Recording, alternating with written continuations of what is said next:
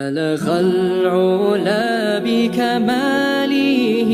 كشف الدجى بجماله. بسم اللہ الرحمن الرحیم. پچھلی ویڈیو میں چونکہ ہماری گفتگو کسی عمل کسی وظیفے کے حوالے سے نہیں بلکہ اس حوالے سے تھی کہ کیا ہم لوگوں کا علاج کرتے ہیں یا نہیں کرتے، تو اسی چیز کو مد نظر رکھتے ہوئے میں نے یہ سوچا کہ کچھ ہم اس پر بھی گفتگو کریں کہ کیا عملیات کرنا یا عملیات کو کس کس طریقے سے کرنا جائز ہے، کس کس طریقے سے کرنا ناجائز ہے. تو اس حوالے سے ایک سوال بہت سے لوگ پوچھتے بھی ہیں، اور بہت سے عامل حضرات یا بہت سے ایسے لوگ جو عملیات سے پوری طرح سے آشنا نہیں ہیں اور عملیات کے جو یعنی اصول و ضوابط ہیں ان سے پوری طرح سے شناسائی نہیں رکھتے، وہ لوگ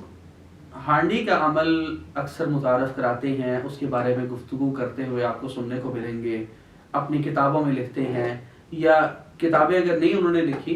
تو یوٹیوب پر اکثر دیکھنے کو ملتا ہے کہ جی فلاں صاحب ہیں وہ ہانڈی کا عمل کر رہے ہیں. کوئی کہتے ہیں جی میں جادو کے اتارے کے لیے کر رہا ہوں، کوئی کہتا ہے میں فلاں کے لیے کر رہا ہوں، کوئی کہتا ہے میں فلاں کے لیے کر رہا ہوں.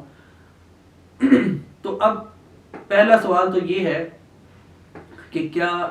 ہانڈی کا عمل کرنا جائز ہے یا ناجائز ہے. اس کے بعد اگلا سوال یہ بنتا ہے کہ کیا ہانڈی کا عمل واقعی جادو کا حتمی علاج ہے یا نہیں. اور تیسرا یہ کہ کیا ہانڈی کے عمل میں 100% فائدہ ہے یا نقصان کے بھی چانسز ہیں،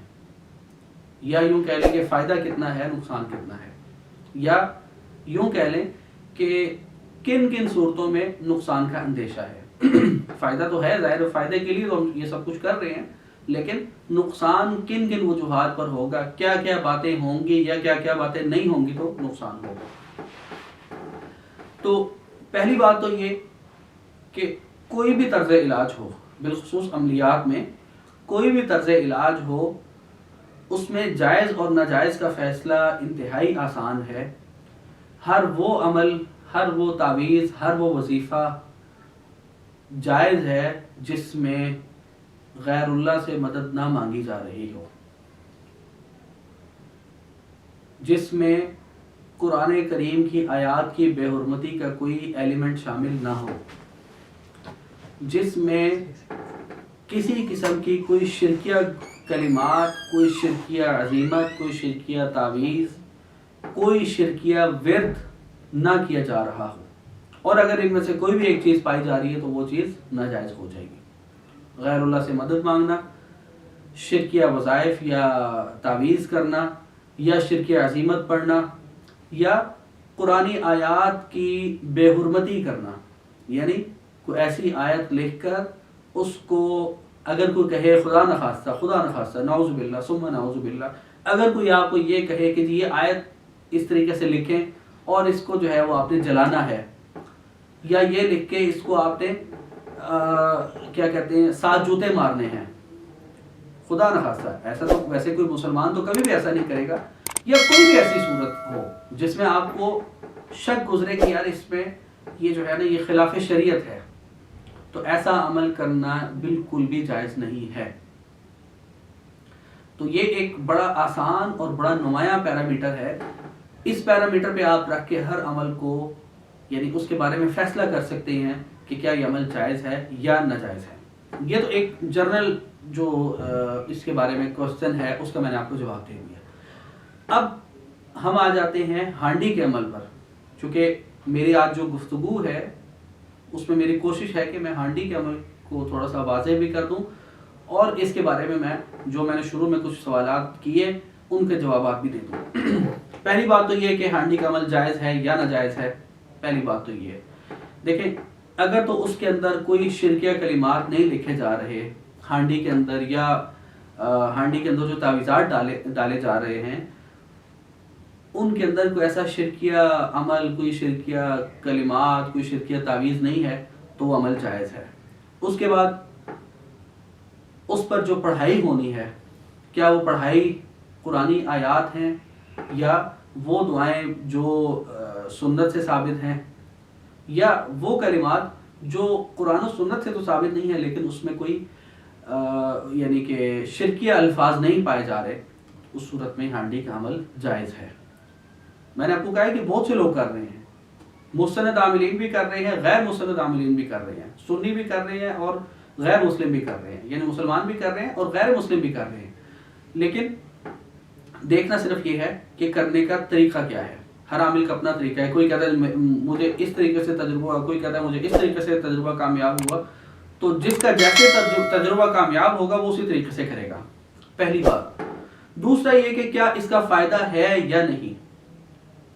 فائدہ ایک بات یاد رکھیں، اسی صورت میں ہوگا جب کوئی مستند معالج کرے گا۔ ایک بات ذہن نشین کر لیں بالخصوص ہانڈی کے عمل کے حوالے سے کہ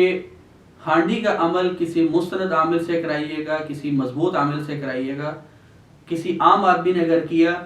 اور اس میں اگر اس کی شرائط پوری ہونے میں ایک رتی برابر بھی کوتاہی ہو گئی تو جتنا فائدہ اس کا ہونا تھا اتنا آپ کو نقصان بھی ہو سکتا ہے، اور خالی آپ کو نہیں عامل کو بھی نقصان ہوگا، یہ بات یاد رکھیے گا۔ اس لیے ہانڈی کا عمل مضبوط ضرور ہے، سود اثر بھی ہے، لیکن یہ اتنا رسکی بھی ہے، یعنی یوں سمجھے کہ یہ دو دھاری تلوار ہے، اگر آگے کو نہ چلی تو پیچھے کو چلے گی اور پیچھے آپ ہیں، یعنی یوں سمجھے کہ آگے جنات ہیں یا آگے جادو ہے یا آگے وہ چیزیں ہیں جن کو آپ کاٹ رہے ہیں، آگے یعنی آگے کا جو اس کا حصہ ہے تلوار کا وہ ان چیزوں پر وار کر رہا ہے، اور اگر آگے سے اگر مزاحمت سخت ہوئی اور وہ تلوار ریورس ہوگی آپ کی طرف آ گئی تو پھر آپ کی قسمت پہ ڈیپینڈ کرتا ہے کہ وہ آپ کے ماتھے پہ لگتی ہے، آپ کے کان پہ لگتی ہے، آپ کے کندھے پہ لگتی ہے، آپ کے ہاتھ پہ یا آپ کی گردن پہ،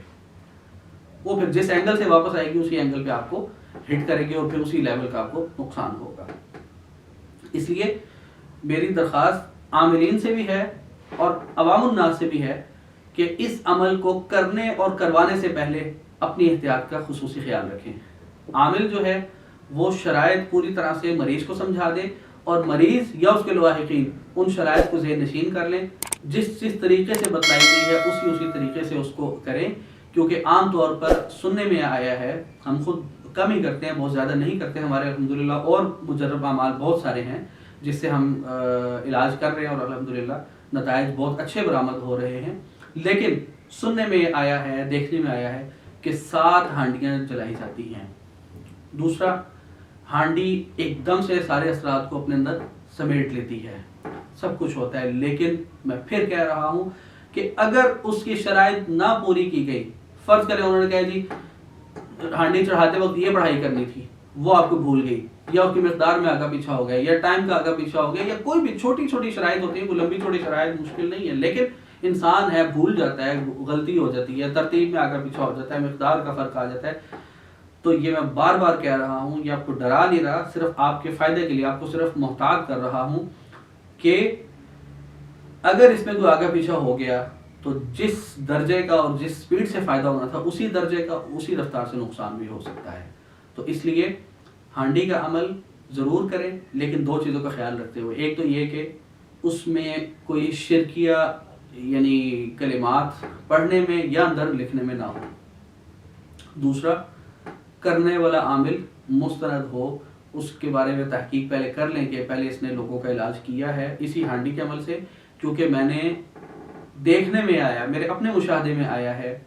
کہ ہانڈی کے عمل سے ایک بچے کا دماغ الٹ گیا تھا، وہ میرے ہی پاس علاج کے لیے آیا، اسی لاہور ڈیفنس میں ایک بچے کا علاج ہوا میرے پاس، جو کہ کیا کہتے ہیں ہانڈی کا عمل کرنے سے کسی اور جگہ سے انہوں نے ہانڈی کا عمل کروایا اور وہ ہانڈی کا عمل پلٹ گیا، اور پلٹنے سے اس بچے کی جو ہے وہ میموری لاس ہو گئی تھی کچھ دیر کے لیے، اور انتہائی خطرناک صورتحال میں وہ بچہ آ گیا تھا۔ الحمدللہ 2.5 یا 3 گھنٹے کی محنت کے بعد اللہ نے یہ کرم کیا کہ وہ بچے کے حواس جو ہیں وہ بحال ہو گئے، اور یہ اس وجہ سے ہوئے کہ ابھی وہ اس عمل کو یعنی وہ جو ہانڈی کا جو ریئیکشن ہوا تھا اس کو 5-6 گھنٹے گزرے تھے، یعنی 24 گھنٹے کا بھی ٹائم نہیں گزرا تھا کہ ان کا مجھ سے رابطہ بھی ہو گیا اور الحمدللہ بر وقت ان کا علاج بھی شروع ہو گیا، تو اللہ نے یہ کرم فرما دیا۔ تو میں آخر میں اپنی بات کو اختتام پذیر ہونے سے پہلے پھر یہ کہوں گا کہ اس میں بہت احتیاط کریں، بہت احتیاط کریں، اور سب سے بڑھ کر جو معالج ہے پہلے اس کی ورث چیک کر لیں، اس کی کیا ورث ہے اس شعبے میں. اگر تو وہ مستند ہے، مضبوط ہے اور ریلائبل ہے تو پھر کروائیں، ورنہ بلا وجہ اپنے آپ کو یا اپنے کسی بھی مریض کو جس کے لیے بھی آپ کرا رہے ہیں اس کو کسی خطرے کا شکار نہ کریں. اللہ تعالیٰ ہم سب کو ہر قسم کی پریشانی، ہر قسم کی آزمائش اور بیماری سے محفوظ رکھے. بلغ العلا بكماله كشف الدجى بجماله